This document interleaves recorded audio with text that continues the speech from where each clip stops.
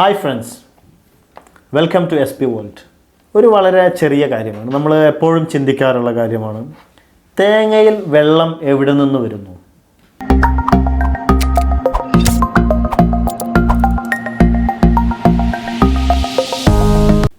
പലപ്പോഴും നാം ആലോചിച്ചിട്ടുണ്ടാകാം, തേങ്ങയിൽ കാണുന്ന വെള്ളം എവിടെ നിന്ന് വന്നെന്ന്.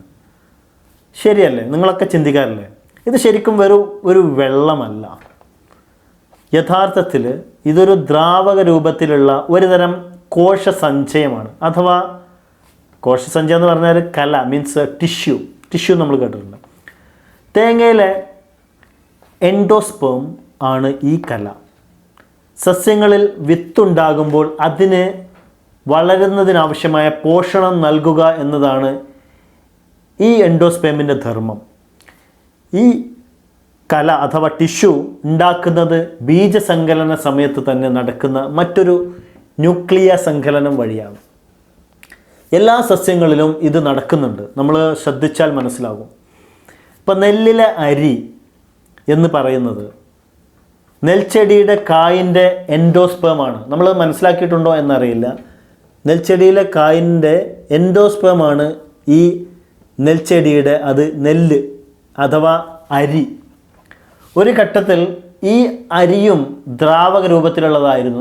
നമ്മൾ ശ്രദ്ധിച്ചിട്ടുണ്ടോയെന്നറിയില്ല. ഞാനൊക്കെ ചെറിയ കുട്ടിയായിരുന്നു, നമ്മൾ ശ്രദ്ധിച്ചിട്ടുണ്ടായിരുന്നു. നമ്മൾ നെല്ല് പാകമായി വരുന്നതിന് മുമ്പ് നെല്ലിൻ്റെ ചെറിയ ഒരു ചെടി തൊട്ട് നമ്മൾ വായിലിട്ട് ഇതാക്കി കഴിഞ്ഞു കഴിഞ്ഞാൽ നമുക്കൊരു ചെറിയൊരു ദ്രാവകം കിട്ടും. അപ്പോൾ അത് പിന്നീട് എന്താണ്, അത് ഉറച്ച് കട്ടിയാകുന്നത്. അങ്ങനെ പിന്നെ ഉറച്ച് കട്ടിയാകുന്നതാണ് അരി. ഇവിടെ നമ്മൾ ഇപ്പോൾ തേങ്ങയിലേക്ക് വരികയാണെങ്കിൽ മച്ചിങ്ങ ഉണ്ടായി കുറച്ച് കഴിയുമ്പോൾ തന്നെ അതിൻ്റെ ഒരറ്റത്ത് സ്വതന്ത്ര ന്യൂക്ലിയസുകൾ ഉണ്ടാകുന്നു. അഥവാ അതിന് കോശസ്തരമോ കോശദ്രവ്യമോ, നമ്മൾ മലയാളത്തിൽ പറഞ്ഞാൽ കോശസ്തരം കോശദ്രവ്യം എന്ന് പറയും, അതില്ല.